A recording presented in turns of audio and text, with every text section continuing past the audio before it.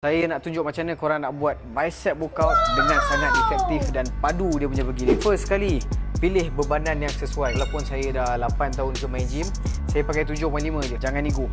Yang kedua, saya lagi suka buat duduk berbanding berdiri. Ada orang yang tahu sebab apa. Kalau yang tak tahu tu, komen. Nanti saya akan bagi tahu. Saya tak biasa buat macam ni tau. Naik pusing. Saya tak buat itu. Saya terus buka sebab saya nak dapat full contraction dekat bicep, bukan dekat forearm. Yang ketiga, saya suka buat sandar sebab dia akan relax. Dia tak akan guna kita punya core sangat. Turun ke bawah bahu. Bahu jangan naikkan. Ada naik je tangan macam biasa. 1